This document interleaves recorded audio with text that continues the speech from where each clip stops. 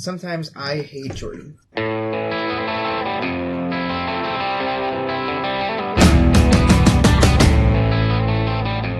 Hello, and welcome to this episode of the Alien Familiar RPG podcast. I am Clayton. Kyle Perkins. Cracking my knuckles. Katie. The Sonic character. Yeah, featuring Cracking My Knuckles. Also a hit single from Ice-T. Like, bringing it back. You're getting edited out. I'm Jordan. And before we get started, I just want to remind everyone that we have show notes and more at alienfamiliar.com. You can email us at alienfamiliarmedia@gmail.com. We are on Facebook, and we have a Patreon, patreon.com/alienfamiliarmedia. So if you enjoy our content and would like to help us out with hosting costs, any help would be greatly appreciated. Today, we are finally going to be talking about a topic that we have brought up in passing, and each time we have brought it up in passing over the past several months, we have said, but we're going to do a whole episode on that later.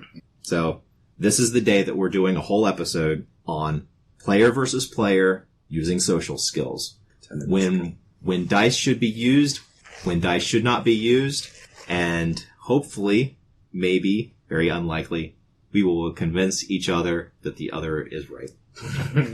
Fat chance! So we're going to start off by just kind of going around and explaining where each of us sit on this position. I will start out. My position is that roles for social-based attributes or abilities should provide influence on inter-character effects. They should not dictate outcomes. So if one player is trying to convince another player of something, then if there is a role involved, then the result of the role will be taken into account, but it will not dictate what happens. It will not be a black and white result of the dice. Okay. My position would be that, for starters, obviously the DM's in control of whatever's going on. And I would not say that you should use social skills to resolve everything. But I think it's completely legitimate that when two players are completely at a standstill about a thing, it's fully legitimate for the dungeon master to call for some kind of set of social roles, and whoever the victor of that should be, the loser should be mature enough to respect the outcome and play accordingly. I admittedly have a bit of a hardline stance on this particular topic, in that, and I can't wait to find out why I'm wrong, which is actually why I'm sitting here, that I feel as though in no circumstances, with maybe the exception of a handful, very, very rare few, should another player be allowed to manipulate another player socially. Now, I understand in games like Vampire, that's just what has to happen, right? But, like, I'm thinking in a traditional D&D setting, two people not getting along out of the game, or even in the game. One has a higher charisma stat, and so they're going to throw their weight around and just be like, well, you don't want to do this thing I want to do? Oh, look at that. 18 on diplomacy. I guess you're coming with me, and then you're just like, fuck. So you're saying never do it unless it's a vampire game. I guess I've never played a vampire game like that. But you guys have all talked about vampire games where it's like manipulation and like you're like tricking people into getting like blood bonds with you and shit. I'm just trying to get you to say never so that I can say only a Sith deals in absolutes. Ah, so it didn't work. It was just set up for the meme. That was it. That was just set up for the meme. Because the one vampire game I did play in, that you were in, there was no like social manipulation going on in that game. We just kind of were burning shit to the ground. So pretty much. Yeah, so that's my standpoint. Well, my ideal situation would be an autocratic or democratically derived modifier to a dice roll, and players respect the result of the dice roll. Meaning that either, and I guess this does have one sort of clarification. I do believe that it's totally valid for a player to say, hey, I believe our party should find help. We're not ready for this. Now, DM, I don't know what factions exist to help us. I don't know what armies would come to our aid. I just don't know how to do this. Can I just make a roll to convince the party to seek help?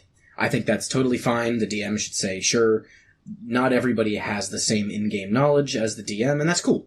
But that modifier or clarification out of the way, ideally, the person attempting to persuade either one or multiple members of the party should give their argument in character, and the DM or the person or persons being affected should talk it out and decide on a modifier to grant the person doing the convincing for their persuasion roll. Oh, that was a pretty good argument against my character. I think you should have a +4 against me. DM, do you concur? Yes, Doctor, I concur. And then you roll it out, and you see how it plays out, and you hug it out. And so this is just actually ER. Yes. Okay, alright. Before we go any further, I do want to make one clarification that I don't know for certain, but I'm pretty sure we all are on the same page about, like, whenever you bring, like, a magical spell or some sort of supernatural ability into it, that changes our argument completely, because those abilities they go above and beyond. They are always special cases. There is very clearly delineated in the rules that this is what happens to a character who is affected by this thing. Yeah. That's actually a really good point. There are probably a couple other edge cases that we all totally agree on. One of them might be player attempts to stealth, another player attempts to use perception to spot. Mm-hmm. Yeah, and, I think that's fine. It's a straight up roll contest, and you respect the outcome, and you don't metagame. Yeah, because like if you cast Charm Person, while that is of course a denial of player agency, that whole spell exists to be a denial of player agency or enable player agency. NPC agency. Sure. Well, this is a point of contention that I have with in particular, the Charm Person spell, not the more powerful versions that are like Dominate and stuff like that. Like the spells that are phrased like the person becomes your friend. What the hell does that mean? Sure. The person becomes your friend. It doesn't mean they're automatically going to follow everything that you say. You're still going to have to convince them of things. So personally, I think that in most cases, I'm sure there are cases where not all of the characters sitting around the table or being played around the table consider each other friends. But if you've already got a character who is considered a friend to your character and you cast Charm Person on it, I generally think that has no effect. Fair enough. I forgot the phrasing of that particular spell. Though we all know that blood bonds and things exist where it is more like, do my bidding. I guess like that, when in my opening gambit there was like, except for maybe vampires, I realized that definitely fell under our edge case of like high grade supernatural influence. Yeah. In my game, where I would allow this sort of thing to happen, if somebody cast Charm Person before they made their Persuade roll, if it was like D&D, I'd probably give them advantage to the roll or something like that. In addition, because it is for things that are vague and assume that you're dealing with an indifferent or maybe a hostile NPC that turns them friendly. If it were cast on a player character, I would just give the person a bonus or advantage like that in their Persuade roll or whatever it is they're trying to do. Mm-hmm. In my highly middle ground, extremely wishy-washy plan, I'm pretty good friends with all of you guys, and if I were to say, hey, are you free? Yes. My car broke down, I need a 20-minute ride out to work. Most of you guys would probably be like, fuck off, we hate you. Yep. And that would be the end of it. Now, you guys would probably do it. It's a pretty easy convincing argument, even though it's inconveniencing you. Now, if I were to say, hey, are you free? No, I'm at work right now. I cannot leave. Can you come give me a ride somewhere? As much as you like me, you're not going to be convinced to do that unless it was maybe the hospital because I cut my leg off. I would maybe. I don't know. Handling chainsaws again. Yeah, I fucked up. Tie it off with a belt. Call my mom. Not my problem. But as annoying as it is to have like sliding scales for everything, I kind of like that. Okay, you've been charmed, so this person who was neutral to you is now like a friendly acquaintance, or this friendly acquaintance is now a friend. This friend is now a dear, close friend. And we can all think of examples that those differing levels of contact would, different favors they would do. I did actually, we always seem to talk about it. I did really like the system in Eclipse Phase, the wasn't called favor system, Or was it? I know what you're talking about. What would you say? Was it reputation? Reputation had a lot to do with it. It was essentially asking for favors, and there were different levels of contact, and there were different levels of favor. Telling someone, "Hey, loan me your chair for a day," versus, "Hey, loan me your car for a day." But kind of in that system, that was purely against like a nebulous NPC organization. More to the point of like in character discussions, like my character trying to convince Jordan's character that of what our course of action is going to be for the next upcoming mission. Our characters have come to a head about arguing what we're going to be doing.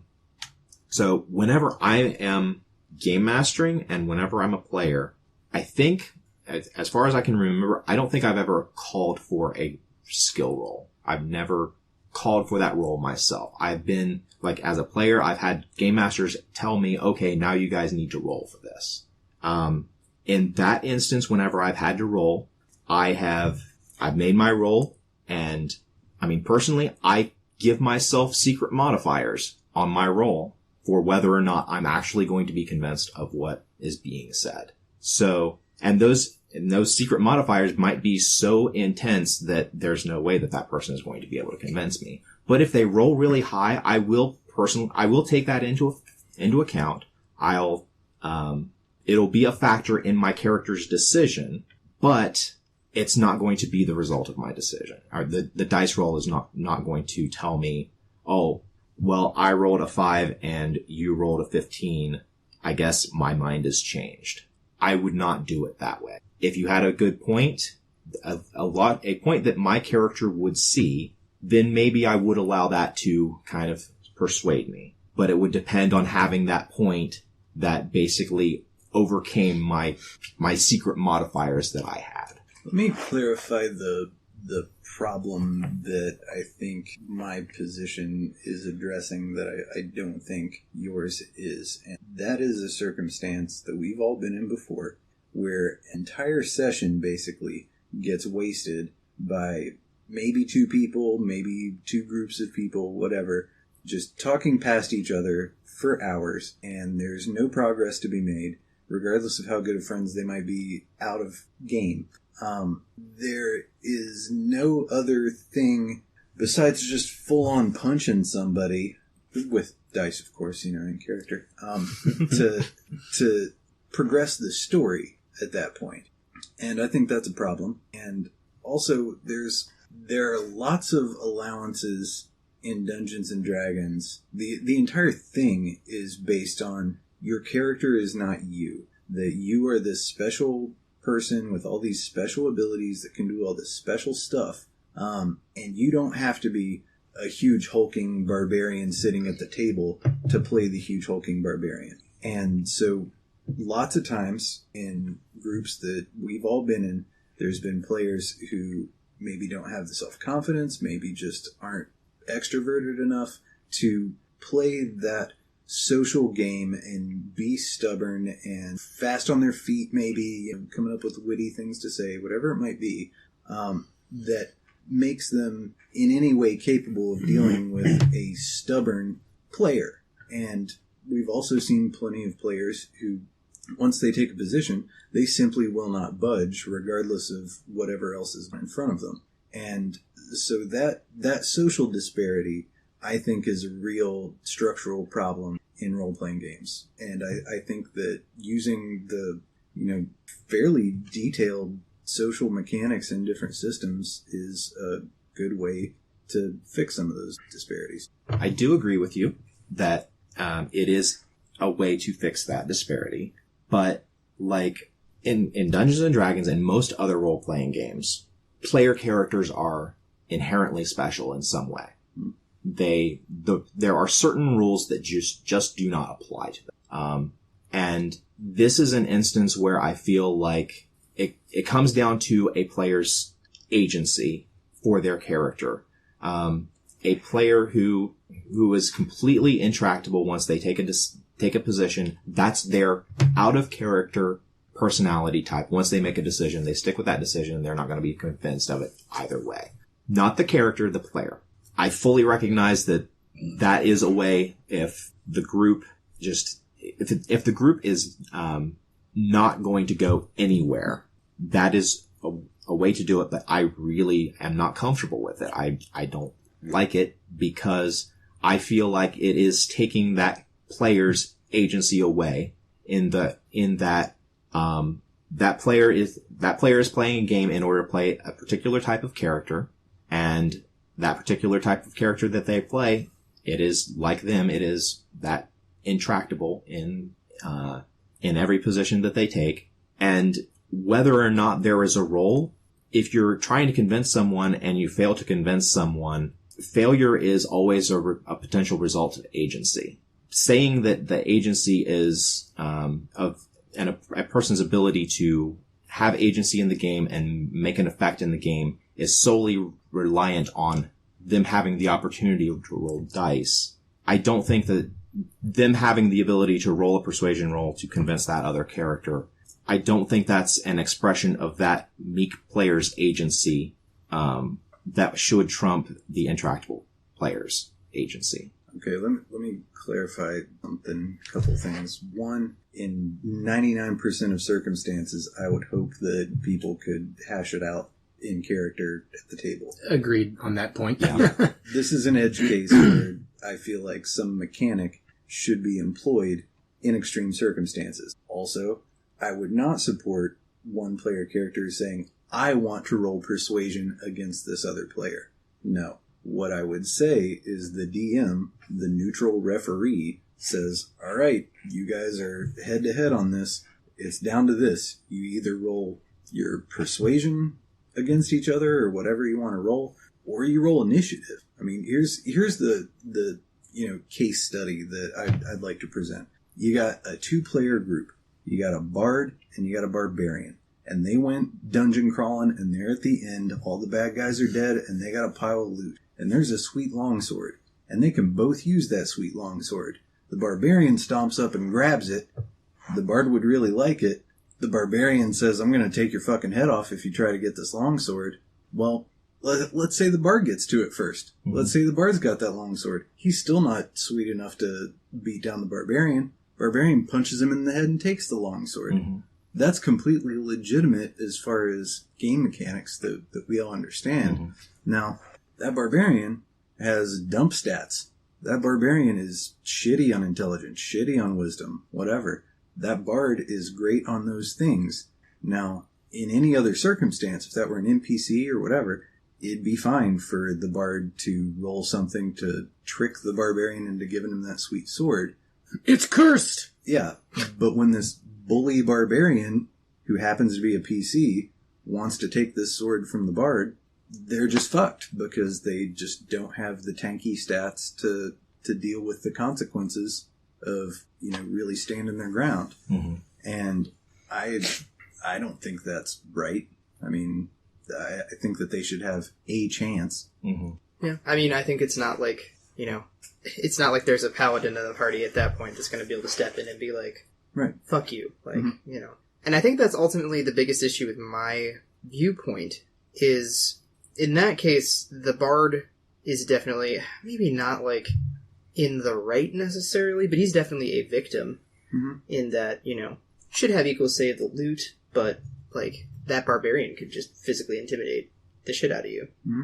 And I guess I flounder there because in my mind, when I gave my initial statement, all I could think about was abuses of... So, like, that's an abuse of physical ability, right? Mm-hmm.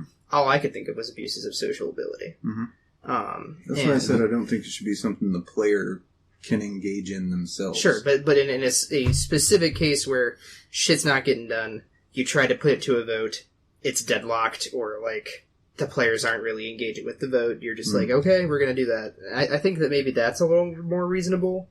My biggest takeaway is, to sort of go back to your earlier example, eventually, even if the GM does make that intervention, it becomes less you rolling, like, Asriel, the bard, is rolling against Throck, the barbarian. Sure. And it becomes more Dave is rolling against Jen. Mm-hmm. You know. And you're using game mechanics to resolve an interpersonal problem with the players. And at that point, I feel like you're already in some steep and deep shit with the party dynamic. I feel like at that point, there's only so much that could be accomplished in game that's not. If everybody was like, if we lived in an ideal world, right, where no one ever got salty, and Lord knows I've been salty many a time, and you could be like, my character really wants to do this, and someone else's character is like, my character really wants to do this. And you could be like, all right, old chap, like, why don't you roll some diplomacy on me to see if you can sway me to your side, and he succeeds, and you just go, by George, like, I feel as though this is what I've wanted to do all along, and everyone's okay with it. I can't think of what movie it is, but there's a scene where someone won't change their mind. Maybe Kung Pao, and a character says, I implore you to reconsider! And the person just goes, okay. Yeah, like literally like that, and that is a case where, it's all in character, whatever. But it's so rarely that. So very, and for both the physical and social intimidation, it's very much so, and you described it best, what, inter-party conflict, or? I don't remember exactly which term I used. You know what I mean. Yeah, it's one of those that is being... The stats are now sort of an unwilling stick that you have to beat the other player with. I think that's my biggest hang-up. KD, when you had brought up that, and we'll go with Jordan's sword example, if a bard and a barbarian refuse to negotiate civilly over who gets to have a longsword, that might come down to you have player versus player problems, not player character versus player character problems. And that's a can of worms, not for this podcast. Episode. But, one reason I think my idea is the best idea ever had by the human race is that it provides a fair, accepted, conflict resolution tool. So if you're playing Dungeons and Dragons, everybody bows to the will of the dice. Somebody is caught cheating and re-rolling or faking a dice roll, that's a serious problem no matter what group you're in. The dungeon master is, caught like not rolling at all and just saying, yep, you failed or you succeed. That's a problem too. When it comes down to that bard versus barbarian, they both want the sword scenario. If those two people, are on equal, which is unlikely, friendship terms, they've both been in the, game group just as long, they're both equally outgoing, then maybe they could come to a resolution. But say the bard, is an extremely, this is funny, and probably not the case, but whatever. The bard is an extremely shy, introverted person who is new to the group. And the barbarian is a charismatic, long-standing member who always speaks their mind. The bard might just not say anything, or they might say, hey, I could use that too. Barbarian just says, haha, but I got it first, little man. The rest of the group laughs, and then the bard player is just sort of there going, God damn it, I'm still using this fucking dagger that I've had since the first session. Okay, I guess I just have this dagger now. And the party goes on, and the bard is sad. The dice roll situation, if the DM would have been paying attention during that, the dice roll idea anyway, could hopefully mean that the DM would say, well, alright, so, what'd you call the barbarian? Like Throck. Throck. Alright, so Throck, you hear the barbarian, or the bard, Azrael. Wow, nice. You hear Azrael say that they want that sword. And I can tell you don't want to give that up in character, and Azrael, your character, wants it. Azrael, can you think of a way to convince Throck to give over the sword?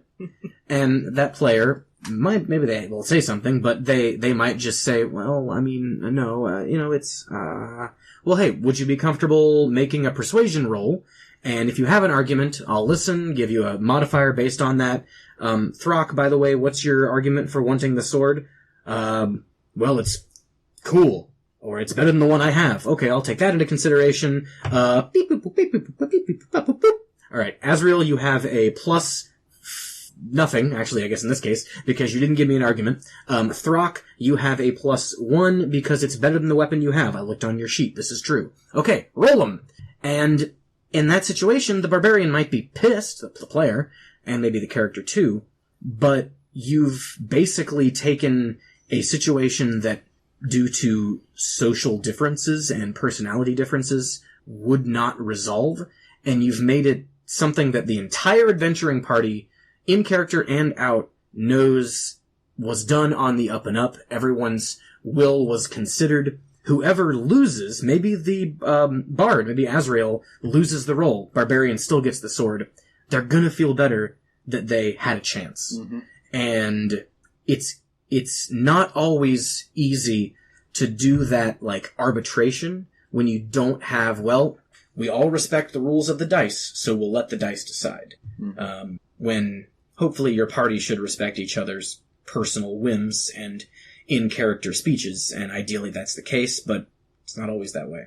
I think that's interesting, because that is definitely, like, if that happened in a game I was in, I would be like, I don't feel the best about it, but I'd be like, well done, GM. You brought forth the cause of righteousness, or whatever. Yes.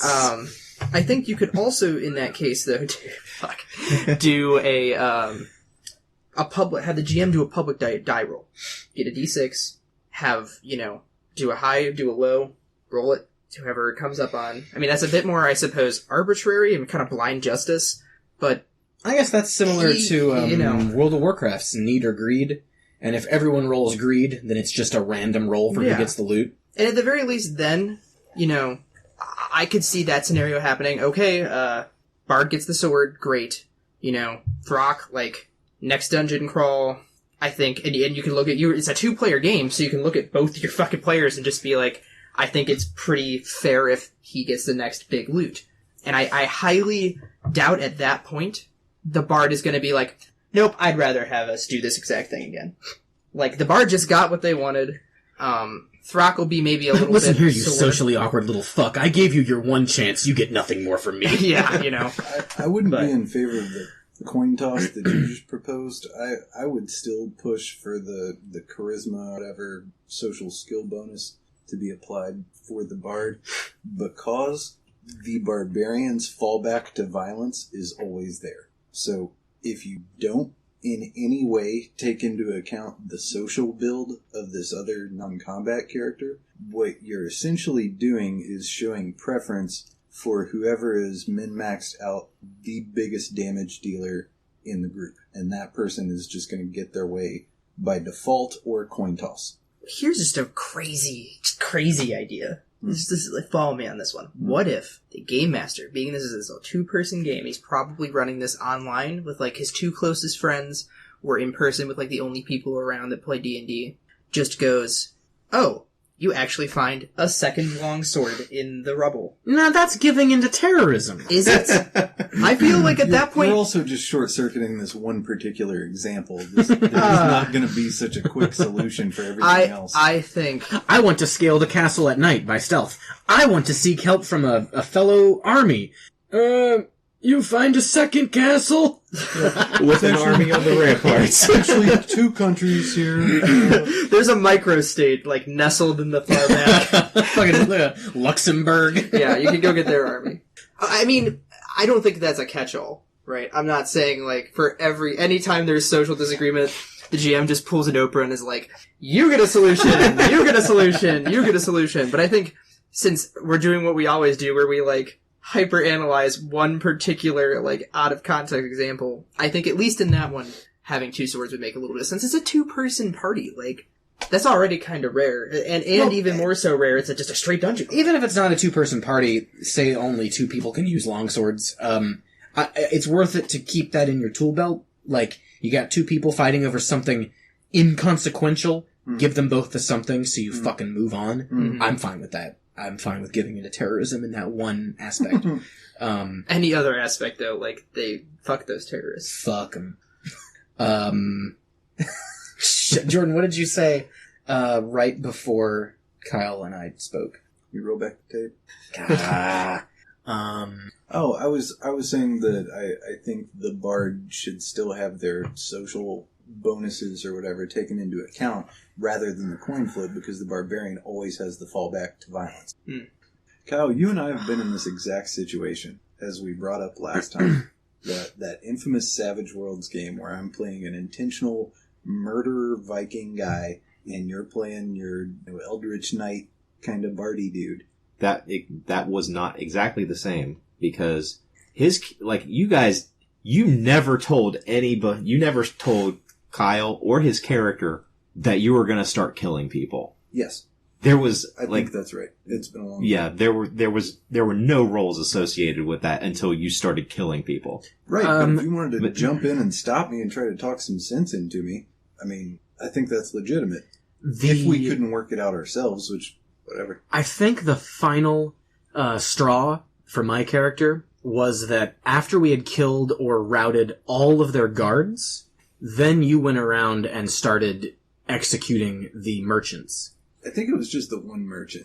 I know there was the one at the end where you had chased off a merchant way out away from the column of wagons, killed him, and there was one merchant sitting there, like, wounded, and I'm looking at him like, shh, no, don't say a word, and he's just like, please let him kill him, please let him kill him, and I'm just like, shut the fuck up! And then you're coming back. You're just...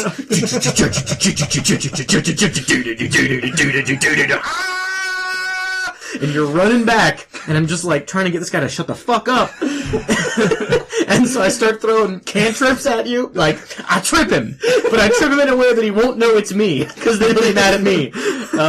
And then when you won't stop, just burn the wagons. That's my point. Your only recourse was the pittance of violence that you were able to dish out in that circumstance. Could you have tried to, like, make a social roll on the merchant to have been like, I'm serious, like, shut the fuck up. It was less about the merchant making noise.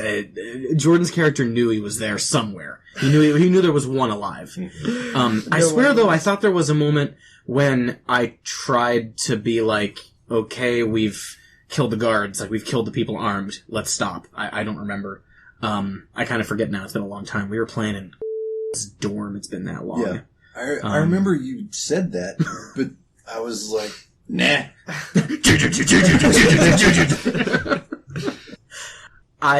There's something to be said for, you can always fall back on violence in the game, and the barbarian or the fighter is always going to have the advantage there. And there's something... Until level 5, when the caster gets fireball. Right, then the balance tilts that way towards the wizard. It's almost like a weird high school. Bards still suck. Like, oops. It's almost like a weird high school where you're just like, you're a freshman, and so you gotta find, like, the biggest freshman that's the paladin to, like, cozy up to, so that the big fucking, wrestler's not gonna give you the niggy. That's the barbarian. I thought you were gonna say, like, the prison thing, like, the biggest kid in school and punch him in the mouth the first day. Yikes. Everybody knows the score. No, but, like, you know, I guess that's true. Well, you can always fall back on violence stats, be they magic or fists. Mm-hmm. Intelligence and charisma will always fall. Wow. I don't know. And I like the idea that you can make it equal. You can make it equal with dice. You can make it equal with Lady Luck. I wish there was... Because I'm not flip-flopping necessarily, but, like, I definitely see the merits of what everything you said, Jordan. Like, because you're right. There should be some recourse for your face character to go up to the hulking guy that's throwing his weight around and be like, asshole, cut it out. That's not literally just walking up and saying, asshole, cut it out, and then he just punches you. You know, that sucks. Now, the unfortunate part of that is that it's like, okay, roll diplomacy, and the asshole's gonna be like, well, I don't want to stop, you know? And so you're like, well, now I'm robbing this asshole of his player agency. And that's tough. What's happening is that if you have a social victory over some big brute, you've then got the game mechanics and the DM on the side of the social character, and if the violent, you know, fighter character or whatever is then trying to fight against that, well, then that's the DM's job to be like, look, this is the game, here's what's going on. Just like if you had hit him for 100 damage and knocked him dead, you have been defeated in this contest. And if they can't deal with that, then they need to find another party. Right. You know, that's a total human against human kind of conflict at that point. And I don't mind a world where people could give in-character arguments, and the DM would be some kind of high horse arbitrator to be like, "Ah, yes, your argument was superior. You there, you've been defeated." But less groups are going to be okay with some kind of fucking being taken off of your game and placed in some kind of Q court, and have you, the all-powerful DM, there's a little Star Trek reference there for you, decide who wins. But I think more people, hopefully, will be okay with the dice. When the role-playing has stopped, when you're no longer you're in character making arguments against each other about what you should do, when that has stopped, when the role-playing has stopped, I'm comfortable with the dice coming out. Mm-hmm. Because in every other situation, the role-playing stops when the dice comes out. Mm-hmm.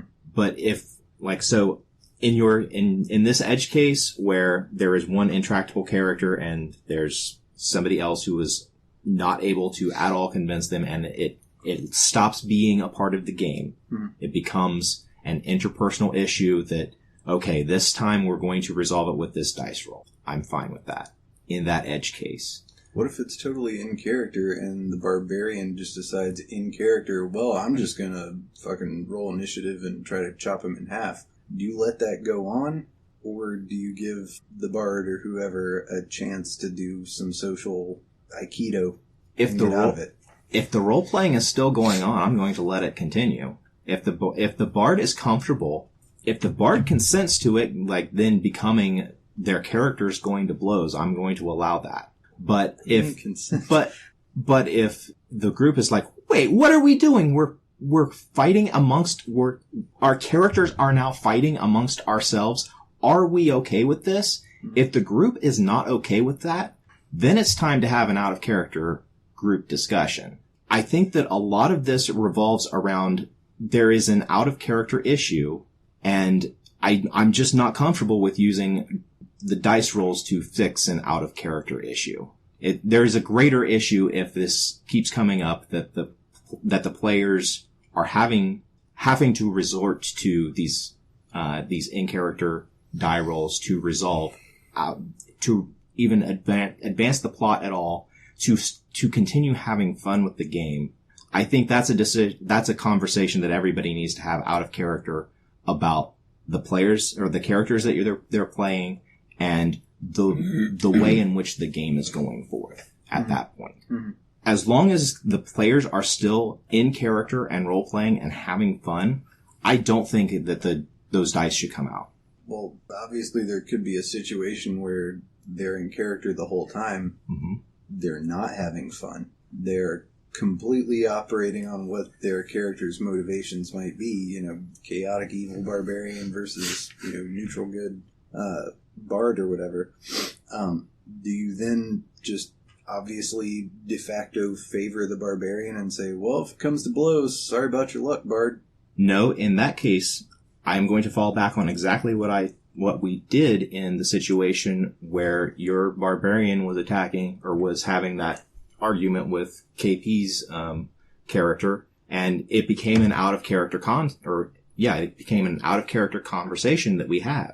Kyle said, if this is the direction that the group is taking the game, I can't play this character this way. Wouldn't it be more interesting, dramatically, narratively, whatever, if you provide an opportunity for that scene that we've seen a million times where some clever character, some little clever character, just outwits a big, dumb, strong character and manipulates them into doing something that they otherwise were hell-bent on not doing?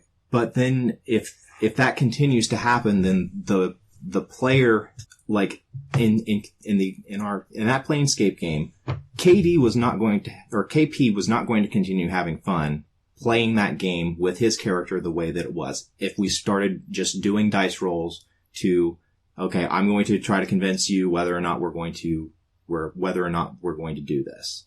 I don't think that is a long-term solution for this problem. It fixes it in that instance when it comes up, but that incident is always going to come back up, and one or the other of the players is going to get fed up because it's not the type of game that they're wanting. It's not the type of it's not the way that they're wanting the characters to go.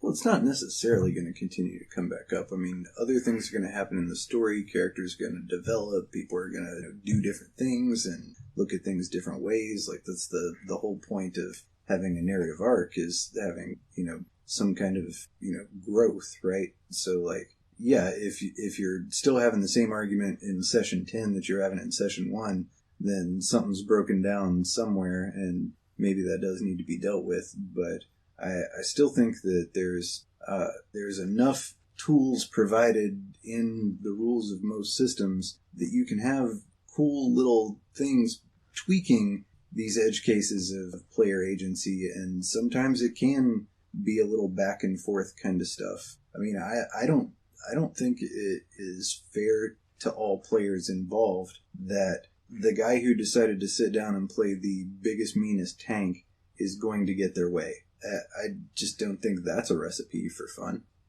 And if he wins with his methods, you have a dead character.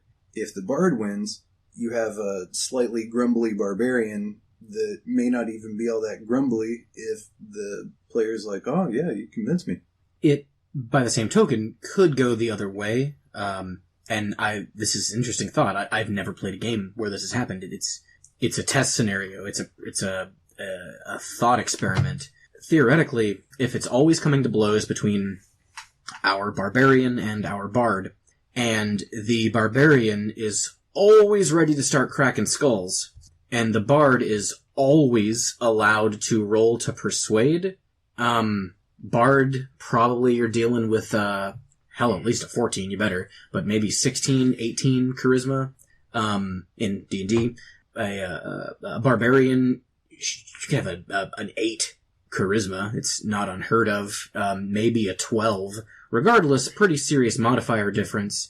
And factoring in my other wacky idea of having, diplomatic or autocratically assigned modifier bonuses to an in-person argument, you could have a situation where it's reversed and the bard is always convincing the barbarian through dice rolls to sit down and shut up. And regardless, I just had that wacky thought that would be a very odd turnout. I do agree I agree with a lot of what's been said in that past little 5-minute exchange between you guys. The idea that if it's frequently coming to this type of roll, it could be indicative of another problem that is not being addressed. Looking back on it, it's weird now to me that campaign ended because of that one encounter, because there hadn't been any, and maybe that's what was odd, is that it was so surprising. What? The way I recall it, like, that campaign was dying when that happened. We had gone down from having like 6 players, and at that point we had 3 players. We had lost some players. I forgot about that. So, I mean, it was kind of the last straw, like the last, like, the original group of characters who had been at the start of that campaign would have just been Corey's character, because Jordan, you had changed your character previously in the game because you had started out as that monk. I'd forgotten about that. Yeah. You had started playing that barbarian not very long before that incident happened. That's true. That was probably the second session or something. Yeah. So, like, literally, Corey's character was the only character remaining from the start of that campaign, and we had only been in like session 5 or 6 of that campaign. Yeah.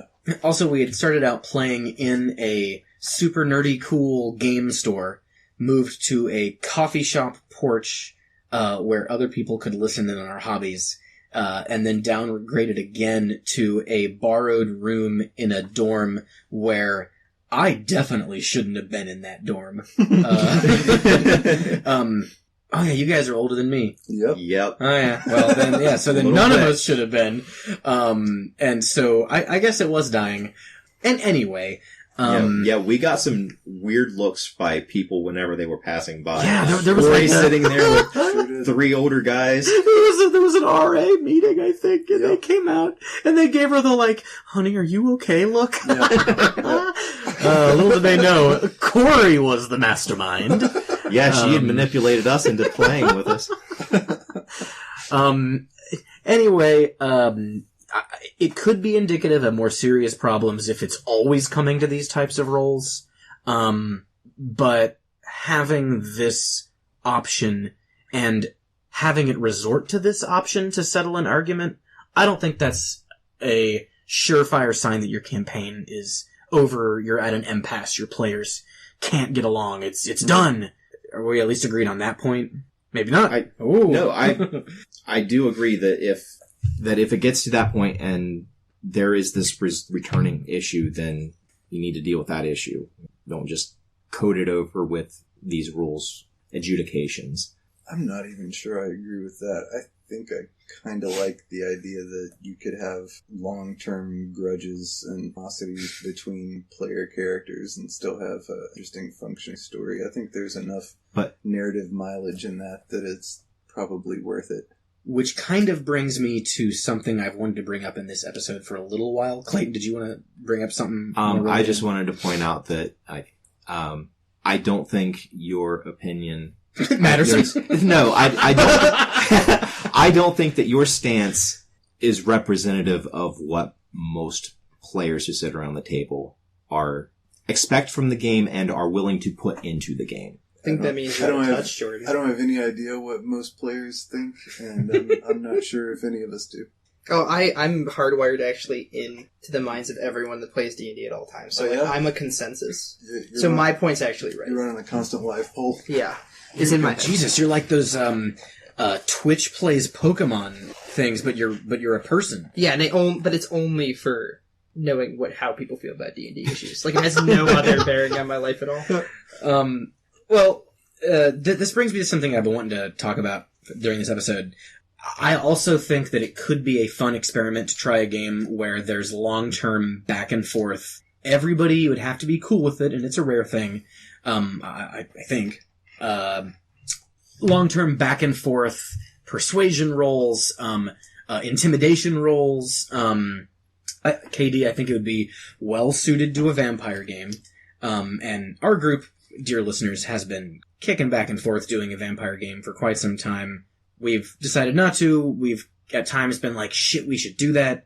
I'm still thinking we should do it, but me too. Anywho, it'd be fun. I'd be willing to give it a shot. But there are some extreme cases that I'd like to kind of bring up. We keep saying edge case multiple times in this episode. It's a buzzword. It's a buzzword. Agency, it's a buzzword. We can all think of fairly innocuous ways to get around, two players want the same piece of loot. Two players want to go about the same goal in a different way. Storm the castle. Sneak in, find an army.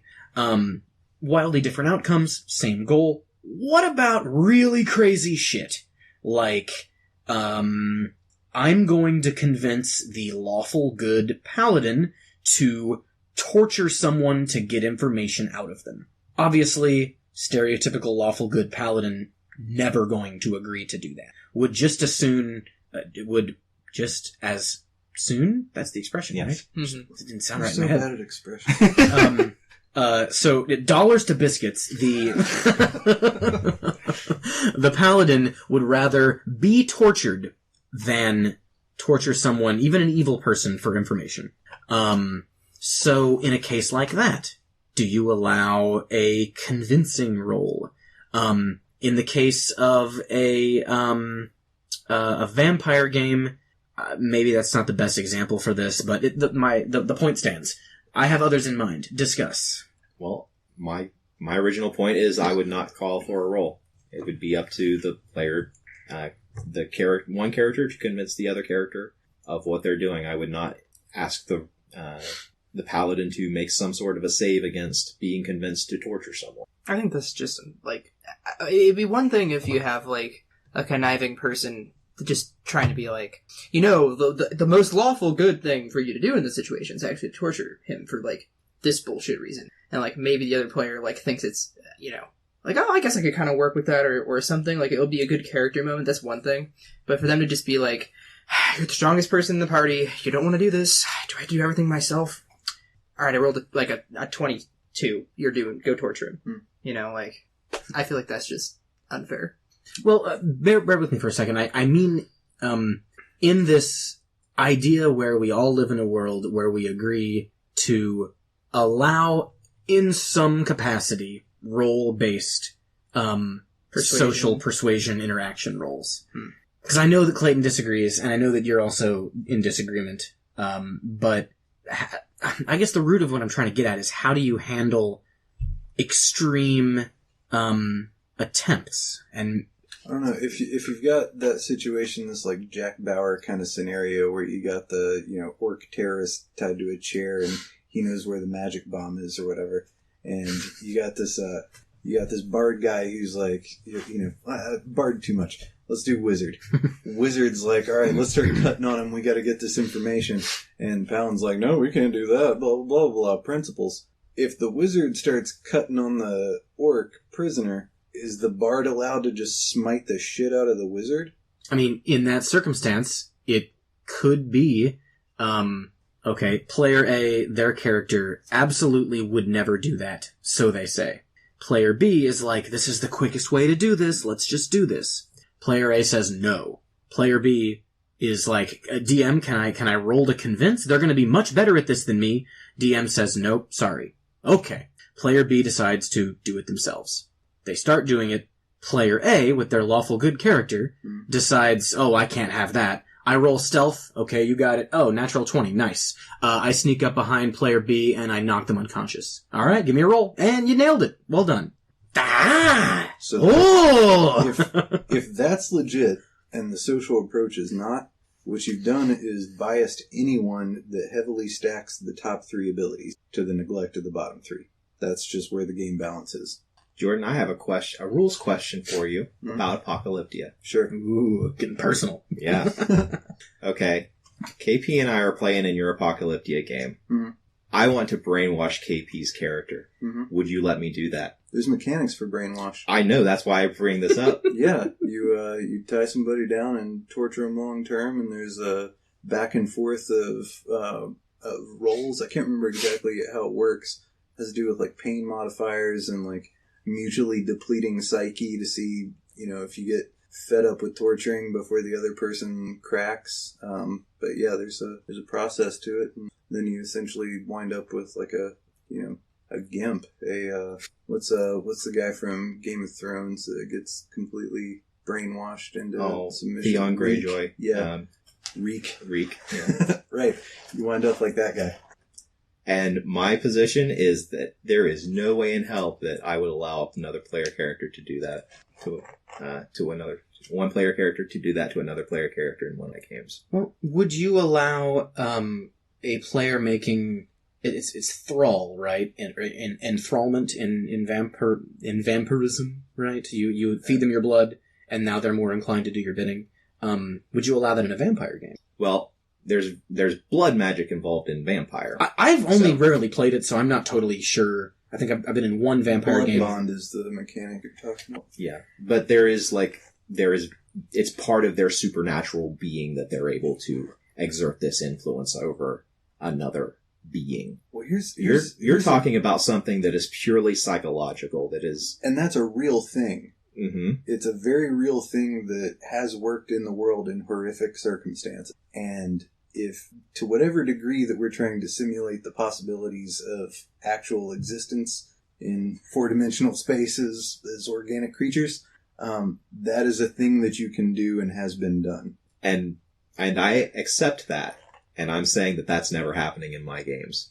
And I don't know where this conversation can go from here. Well, because the obvious thing to say is take it on a case-by-case basis. Because if you are all agreeing ahead of time to play a vampire game where you are all similar anyway, not exactly, but similar morally aligned vampires, then if one player who has been fine with being on a similar alignment to the other player the whole game decides to sneak some blood into a dish and make a bloodbound servant, then the DM should be like, no, come on, man, we're not doing that. And that's fine. Well, I mean, we're getting into like very specific, like this game system, but in that game system, that doesn't work. It has to be an acknowledged thing. Like if I used one of my vampiric powers to, basically mind control you and force you to drink my blood to blood bond you to me,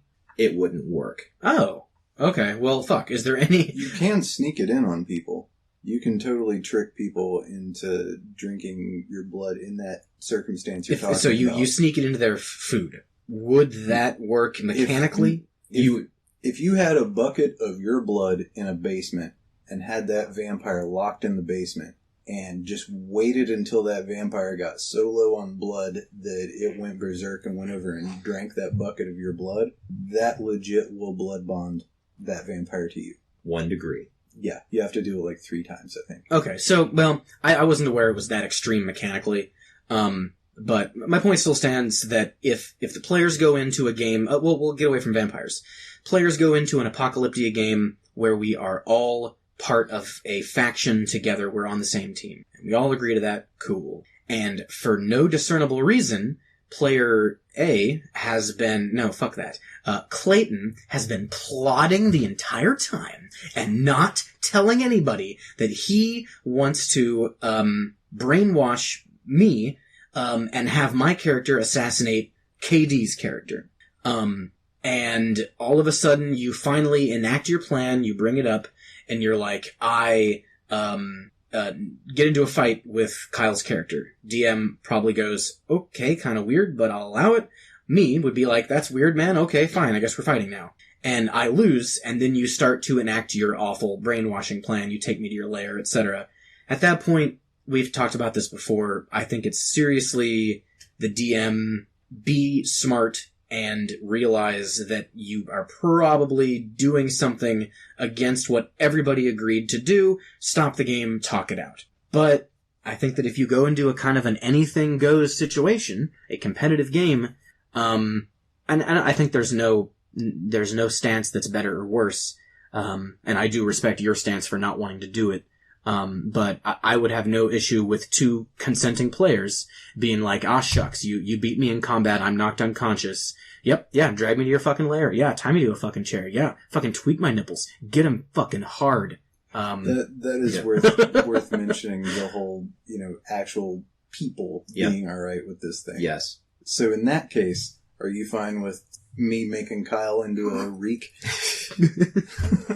If you talked about it ahead of time and said, okay,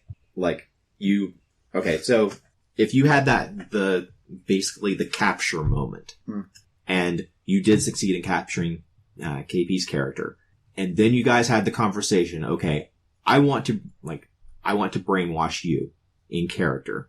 Are you okay with this? If KP says, you know what, I'm game, I want to see where this goes. Yeah. Might be fun for Kyle to play a reek. You don't know me. Okay, we're agreed on all that. I'm not opposed to weird, wacky, wonderful things happening in an RPG, but we've hit this many times before. You have to have 2 consenting players.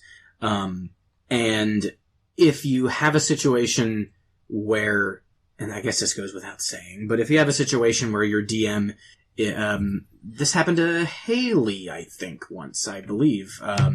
A DM, allowed some, act of violence to happen, in, I think, an in-between episode situation. I forget. Haley's not here. But I believe, she's talked about it on a different episode. I think it was our one where we talked about, worst things you've encountered in a game. Yeah, if you're in a situation where something like that's happening and it was not discussed, you're not cool with it, and the DM is just like, no, it's strictly in the rules, then you can tell that group to fuck right off. Right. Here's the thing we haven't got to yet, that I feel like is getting into a little different territory than where we've been with the persuasion thing. How do you handle lying between player characters? I'm comfortable with it being similar to stealth perception, but that's just me. It depends on the situation. If the player or the character who is being lied to doesn't know that they're being lied to, say you're playing a game and the GM's very strict about compartmentalizing what the information that the player knows, then I would allow the roll. If the player said something that made them think that it was that they were being deceived, I would not force. Okay, use you two as an example. We're playing a game where Jordan, I take you into the other room every time I need to give you some private information. If you were to come back and then lie to Kyle as a player and Kyle as a character, and you gave no indication that there was something wrong with what you were saying, I probably would allow Kyle's character an insight roll to notice that there is some sort of deception being portrayed here. Isn't even calling for the deception roll from Kyle keying Kyle in to I the was fact that just he's gonna being say lied to, though? that, like, as fun as this is like one of the more fun things about LARPing, right? Where you, not that we would ever do that, but where you as a player in character, or you as a player character in character make the lie, and it's convincing, and no one else notices it was a lie. Obviously, just like having your party out of the blue roll perception, it's going to key that person in that something is weird, and that can break the fun of that kind of game. There are ways around that, just kind of get your players used to periodically having these checks and desensitize them to that, I suppose. But what are you getting at, Clayton? The other version of that is I don't keep any secrets from any of the players. If in game I'm taking a particular character aside, we're all sitting around the table and like I'm doing Jordan, your character's one-on-one. We're sitting, I'm doing you one-on-one, but everybody else is sitting here listening to what we're after the podcast. Help. Then I wouldn't call for a roll, or I wouldn't prompt them to make a roll to see whether or not they believe it or not, because I trust that the player is going to make a decision that is going to be like that they're going to interpret the lie either in whatever way they interpret the lie, whether they decide that their character believes it or not. They're going to be making that decision in order to make the game better. They're going to be making this decision to enhance the game. Well, it may not be clear what interpretation would enhance the game, so I'm not sure that that player is capable of that necessarily. But one thing I would say is that regardless of how experienced and how honest and how in character a player is, if they get out of character information to the contrary of what their character is supposed to be thinking, in some way, sooner or later, it's going to bias what they do. That's just how brains work, and there's no way around it. And that's why I think secret texts and notes and going or whatever is essential if you've got something like that. I hate getting out of character information that I'm supposed to pretend like I don't have. For one thing, that completely robs them of having any legitimate just instinct on things, because if they're really trying to fend off out of character, acting on out of character information, they're going to then bias themselves away from this thing when they might have been on the trail of something to begin with. You know what I mean? I have done that for fear that the other person, situation. Out of fear the other person would think, hey, you weren't supposed to know that. You're metagaming when, no, actually, fuck, I really did figure that out. Right. And I just happened to hear the truth of it out of character before I could in character reveal that I already knew. That's a hard one, like straight up. I just had a thought, if you take someone out of the room to tell them information, that player goes back into the room and then says a lie in character, a decent way to handle that might then be, it takes some time, but not that long, individually take each other person out of the room so that all the other, all the players individually think that they're just with the GM privately doing something, receiving information, whatever, when really what you're doing is giving information to one person, they say a lie about it, and you're giving each other person a chance. You bring them in the room and you're just like, alright, hey, do me a favor, can you have your character make a quick insight roll? Okay, cool. Yeah, that immediately draws suspicion, though. Now, even if you bring in everybody? The way that I would handle something like this is I'm a firm believer in a DM constantly making nonsense rolls to condition players. I mean, I do like just that strategy. Know that they're never know when it's significant. And I'm also a pretty big believer in the DM having the relevant stats of their players behind their screen or in some way accessible to them.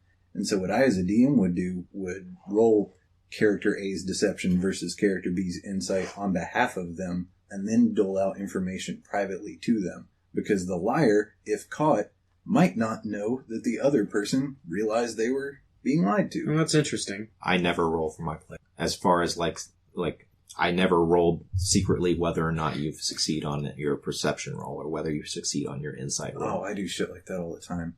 All the time. And this is why. I used to, but I don't anymore. Why not? I feel like the player is there to play the game and to roll dice. I'm rolling the dice for them. That's a part of the game that I'm playing for them. Well, Personally, I think that there's a level of tension and drama that you can play around with a lot more freely if you don't put the burden of the mechanics of all of that on the players every single time. You're still using their stats, and it's just as random as their die would have been. And what you get from it is that you can play around with the subjective experience of being that character without having that character have to deal with, well, he just made me make an insight roll. Something's up. I don't know which one of these fuckers it is, but I'm sharpening my knife now. I want my players to get to the point where when they make an in-character decision, they're not just thinking about what their character would do. They're also thinking about how it's going to improve the story. I'm not sure what you mean by that. You say that kind of thing a lot. I'm not real clear. I feel like everybody sitting around the table the GM has more, but every player has the ability to dictate or to determine the way the story is told. My God. And No, go ahead. Sorry. I just had a realization. And giving a player the ability to have as much influence on the game, not just their character, but also how their character interacts with the game itself. Giving them all of those extra tools, I feel like I'm empowering that player and to make the game better through their character. Well, let me clarify. I never make active rolls.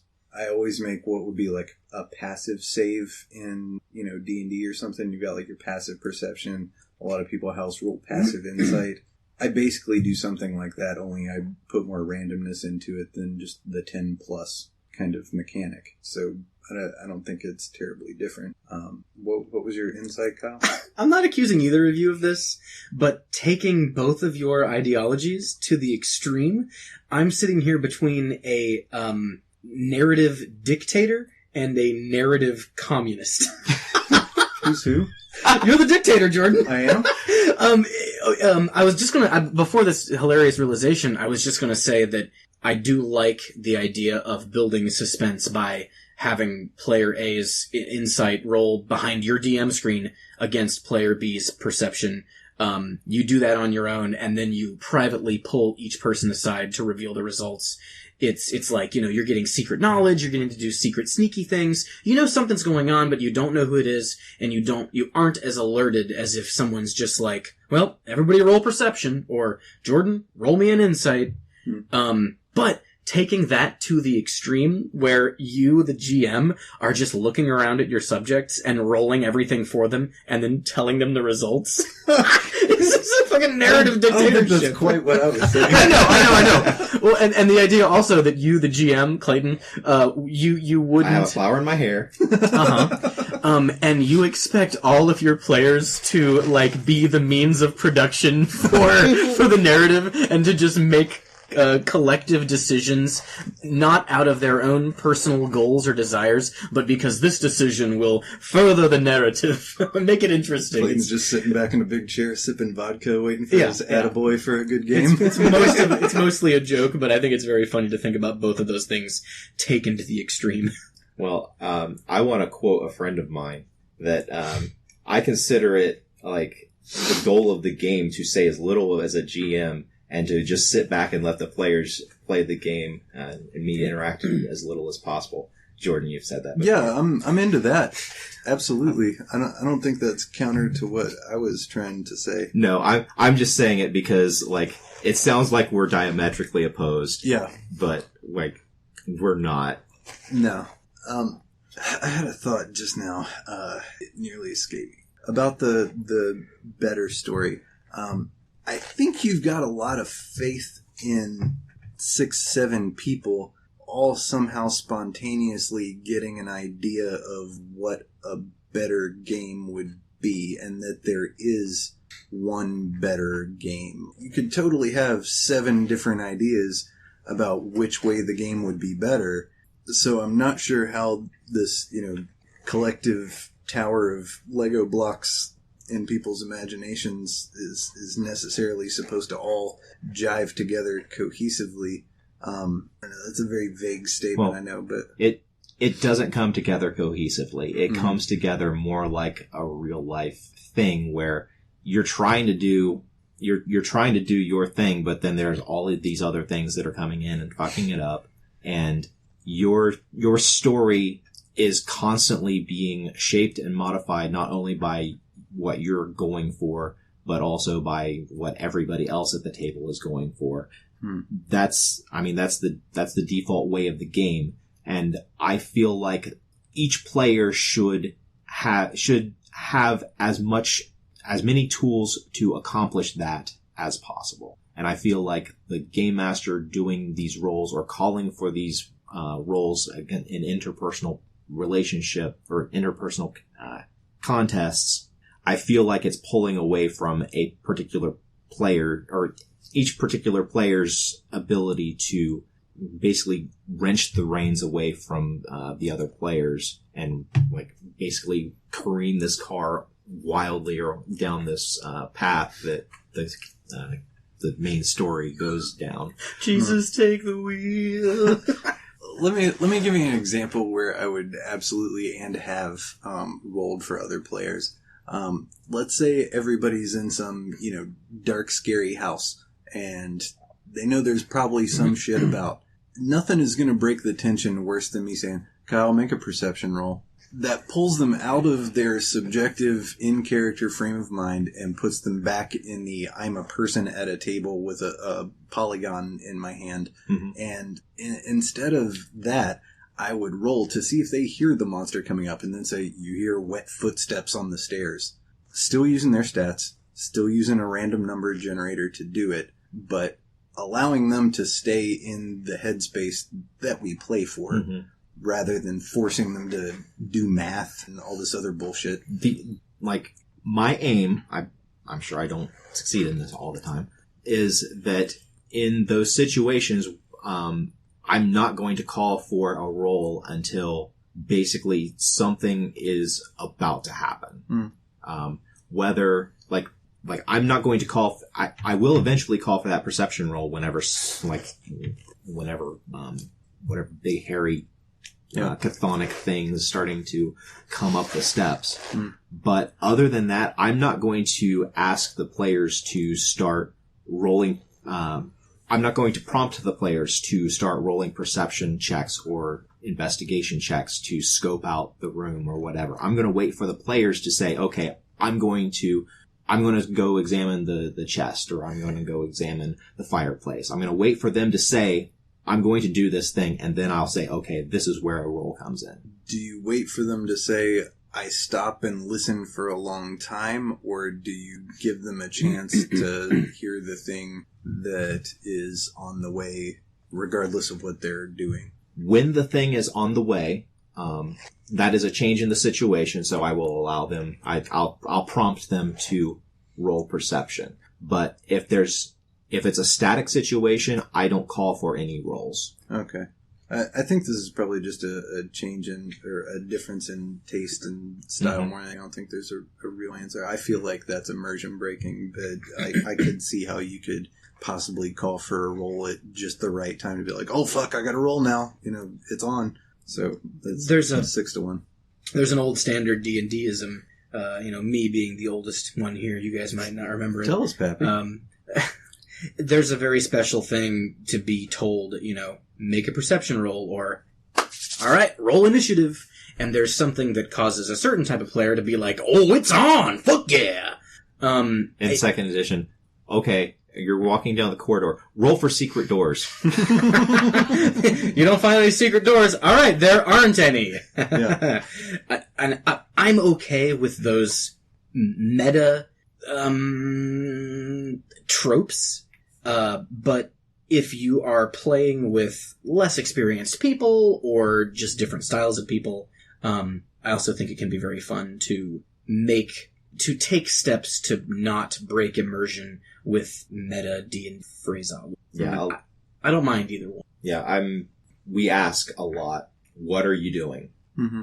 Then go into like, okay, I'm looking around. Okay, how are you looking? What are you looking at? Mm-hmm. Basically prompting them to say like key phrases that, okay, this requires a roll now. Right.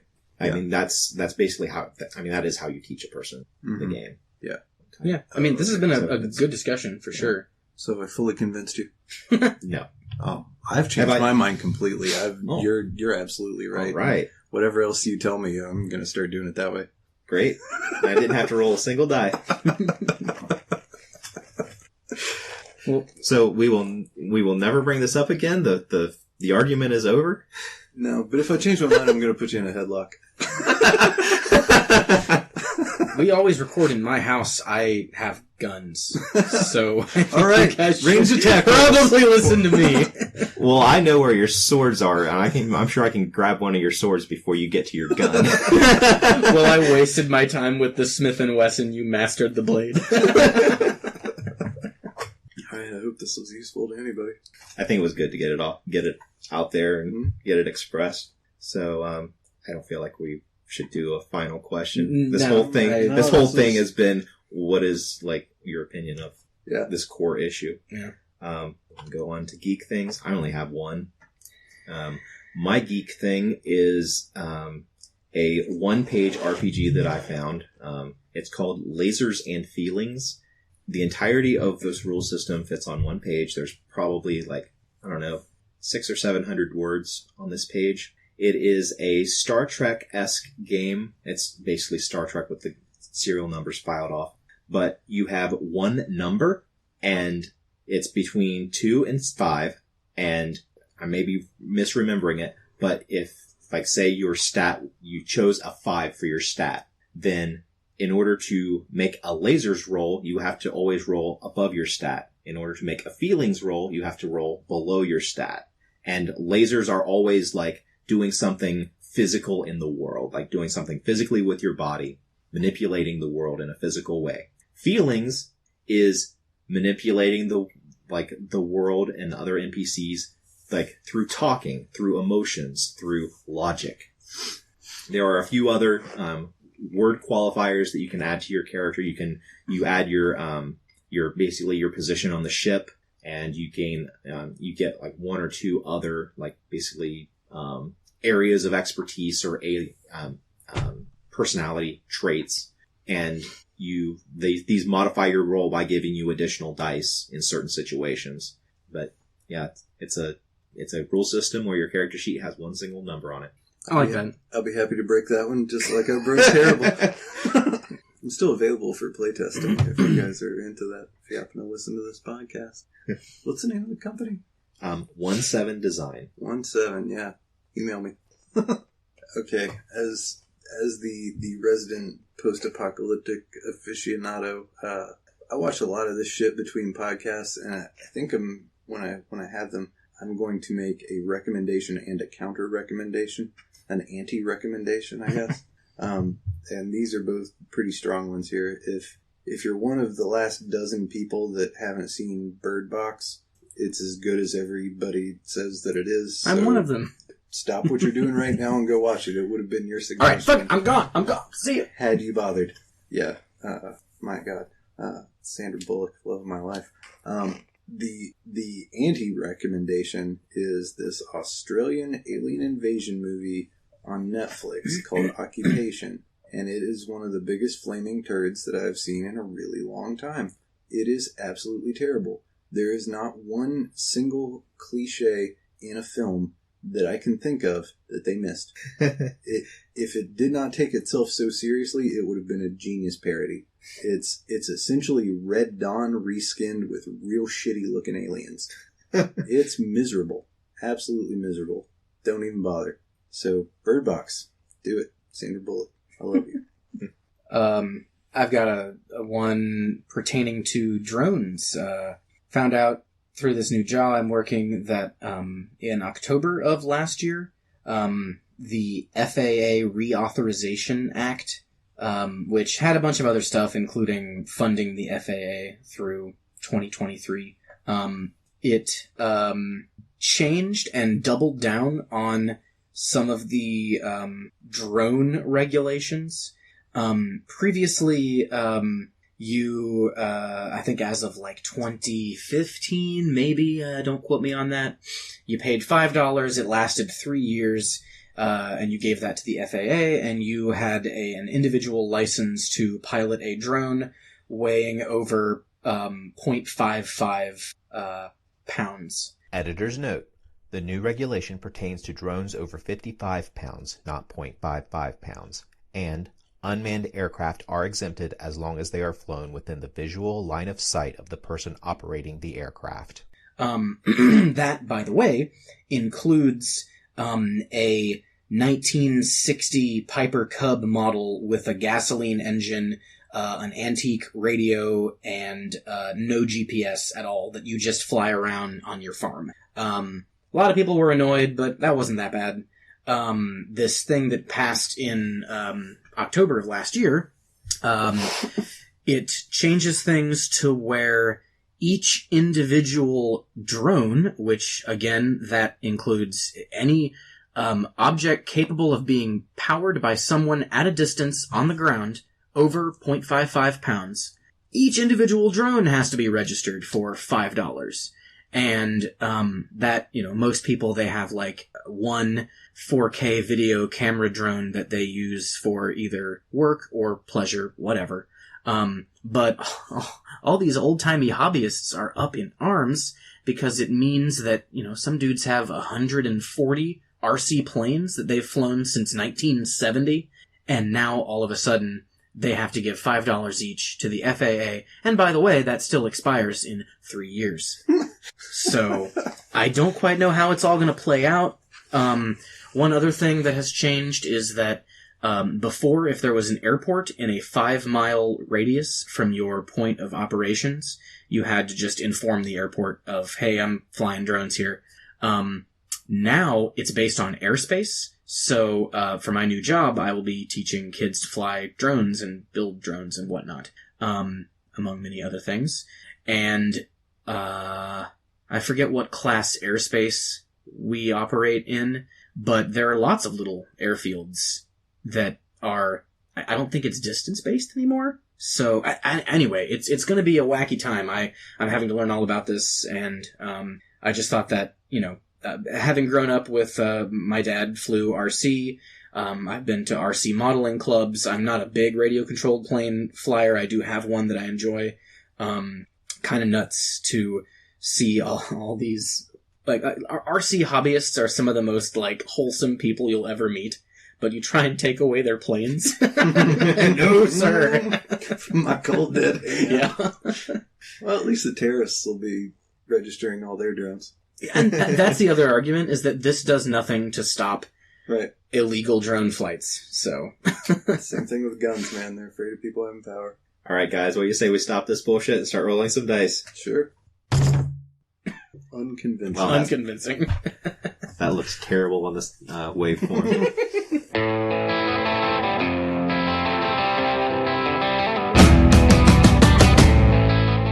This has been a production of Alien Familiar Media. You can find past episodes and more at alienfamiliar.com. You can email us at alienfamiliarmedia@gmail.com. This production is protected under a Creative Commons non-commercial attribution, no derivatives license. Music for this episode is Suburban Outlaw by Forget the Whale and can be found at freemusicarchive.org.